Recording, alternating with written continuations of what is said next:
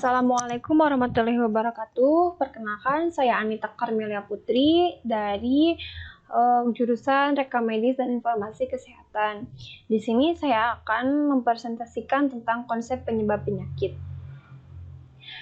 Konsep penyebab kejadian A dan kejadian B tidak akan terjadi apabila tidak adanya sebab. Sebab ini akan menimbulkan akibat. Sebuah peristiwa, kondisi, karakteristik, atau kombinasi dari faktor-faktor tersebut yang memegang peranan penting dalam timbulnya penyakit. Penyebab harus mendahului akibat, misalnya penyakit. Penyebab satu sufisien atau memadai mengawali terjadinya suatu penyakit, necessary atau perlu, suatu penyakit tidak dapat berkembang tanpa kehadirannya. Penyakit.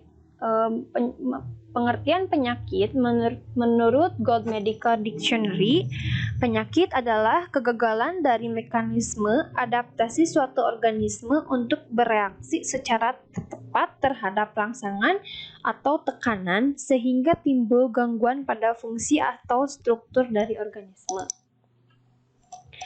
Pengertian penyakit lainnya yaitu kegagalan dari mekanisme adaptasi suatu organisme untuk bereaksi secara tepat terhadap rangsangan atau tekanan sehingga timbul gangguan pada sistem atau fungsi dari tubuh.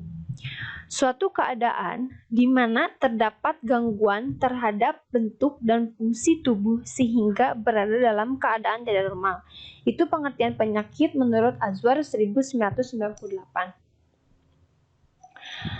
Kedua, perkembangan teori terjadinya penyakit. Satu, teori contagion, yaitu kontak person to person. Teori Hippocrates, pengaruh lingkungan, misalnya air, lingkungan air, udara, tanah, ataupun cuaca. Tidak dijelaskan dalam teori ini kedudukan manusia dalam lingkungan. Teori humoral. Dalam teori humoral, gangguan keseimbangan cairan dalam tubuh, cairan putih, kuning, hitam, atau merah, bila adanya terjadi ketidakseimbangan dalam cairan ini, maka akan timbul penyakit. Jenis penyakitnya tergantung pada jenis cairan yang dominan. 4. Teori miasma, yaitu adanya sisa-sisa makhluk hidup yang alami pembusukan, sehingga udara dan lingkungan menjadi kotor. 5. Teori epidemik. Menurut teori epidemik, dihubungkan dengan cuaca dan geografi setempat. Adanya zat-zat organik di lingkungan sebagai pembawa penyakit. 6. Teori jasad renik atau teori Gem. Penyebab penyakit adalah jasad renik atau mikroorganisme. Kuman dianggap sebagai penyebab tunggal. Berkembangnya teori jasad renik ini setelah ditemukannya mikroskop. 7. Teori ekologi lingkungan.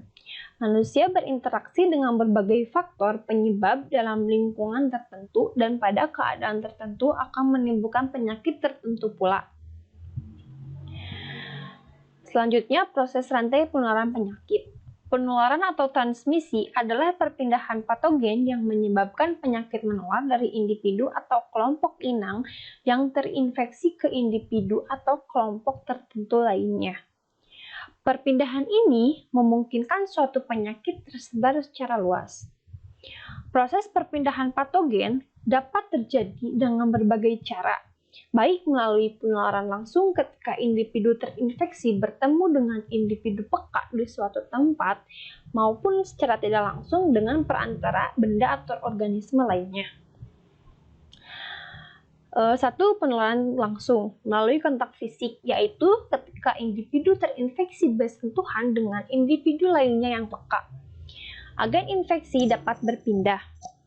Rute ini meliputi sentuhan pada kulit, luka terbuka, maupun hubungan seksual.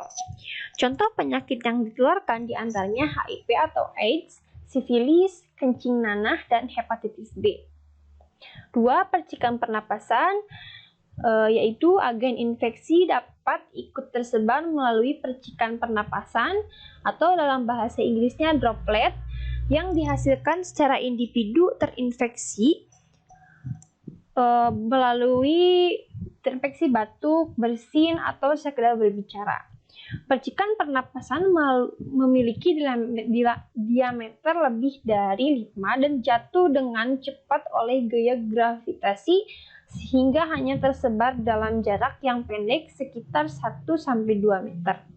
Penularan biasanya terjadi ketika individu peka berada di tempat yang sama dengan individu terinfeksi.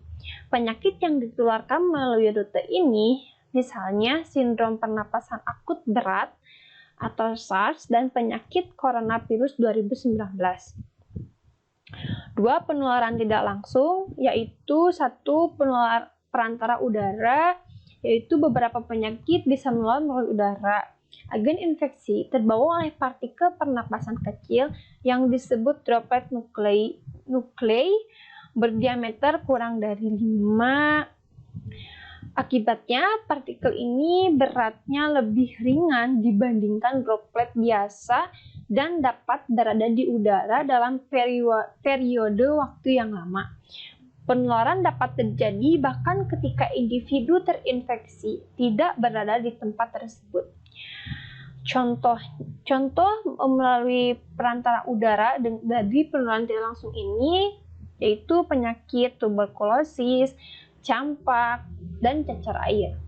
2. Transmisi fekal oral. Rute ini terjadi ketika patogen atau partikel tinja seseorang berpindah ke mulut orang lain. Kurangnya sanitasi yang memadai seperti buang air besar sembarangan dan partikel kebersihan yang buruk merupakan penyebab utamanya. Patogen dapat terbawa oleh makanan, cairan, tanah, lalat, atau jari yang terkontaminasi. Penyakit yang disebabkan oleh penularan fekal oral diantaranya cacingan saluran pernapasan, demam tifoid, kolera, dan salmonellosis. Selanjutnya vektor. Penularan dapat terjadi melalui vektor, yaitu organisme biasanya arthropoda yang membawa agen infeksi tetapi tidak ikut tertular penyakit. Misalnya, penyakit malaria, demam berdarah, dan demam kuning. Selanjutnya, benda terkontaminasi atau dalam bahasa Inggris vomite. Agen infeksi dapat menempel pada benda mati, misalnya pakaian, gagang pintu, tombol lift, hingga telepon genggam. Benda-benda yang sering disentuh oleh tangan dan jarang dibersihkan berpotensi terkontaminasi bakteri, virus, dan agen infeksi lainnya, dan menjadi sumber penularan penyakit secara tidak langsung. Sekolah, kantor, dan rumah sakit merupakan beberapa tempat yang berperan penting dalam transmisi melalui vomite ini. Faktor-faktor timbulnya penyakit. Terdapat beberapa faktor yang mempengaruhi terjadinya suatu penyakit, yaitu 1. Faktor pejamu atau host. Semua faktor yang terdapat pada diri manusia yang dapat mempengaruhi terjadinya penyakit serta perjalanan suatu penyakit dibagi atas 2, yaitu faktor biologis atau usia, jenis kelamin, status gizi, daya tahan tubuh, keturunan, dan ras. Selanjutnya faktor perilaku, yaitu status perkawinan, pekerjaan, dan kebiasaan hidup. Faktor terjadinya suatu penyakit yang kedua yaitu agens. Agens adalah suatu substansi atau elemen tertentu yang kehadiran atau tidaknya dapat menimbulkan atau mempengaruhi perjalanan penyakit. Faktor ini meliputi golongan nutrien seperti protein, karbohidrat, vitamin, mineral, dan air. Golongan kimianya yaitu zat kimia logam berat, gas beracun, debu, dan lain-lain. Selanjutnya golongan fisik yaitu suhu, suara, kelembapan udara, tekanan udara, radiasi, dan lain-lain. Golongan biologis, bakteri, virus, jamur, protozoa, dan lain-lain. Yang ketiga yaitu faktor lingkungan. Lingkungan adalah agregat dari seluruh kondisi dan pengaruh luar yang mempengaruhi kehidupan dan perkembangan suatu organisme. Lingkungan tersebut dibedakan atas lingkungan fisik, biologis, dan sosial. Riwayat alamiah penyakit. Perkembangan secara alamiah suatu penyakit tanpa intervensi atau campur tangan medis sehingga suatu penyakit berlangsung secara natural. Proses perjalanan penyakit secara umum dapat dibedakan atas 1. Tahap prepatogenesis, yaitu terjadi antara host, bibit penyakit, lingkungan, interaksi di luar tubuh manusia. Tahap prepatogenesis ini, penyakit belum ditemukan, daya tahan tubuh host masih kuat, sudah terancam dengan adanya interaksi tersebut. Tahap ini, kondisi masih sehat. 2. Tahap inkubasi atau stage of presymptomatic disease. Dan tahap ini, bibit penyakit sudah masuk ke dalam tubuh host. Gejala penyakit belum nampak. Tiap penyakit mempunyai masa inkubasi yang berbeda-beda, ada yang beberapa jam, hari, minggu, bulan, sampai bertahun-tahun. 3. Tahap penyakit ini atau stage of clinical disease. Dihitung dari munculnya gejala penyakit.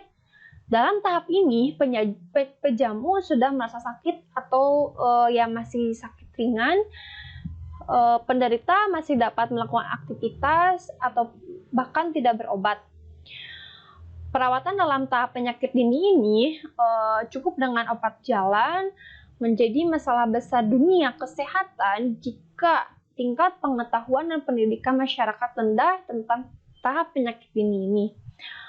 Mendatangkan masalah lanjutan yang makin besar, penyakit makin parah, berobat memerlukan perawatan relatif mahal.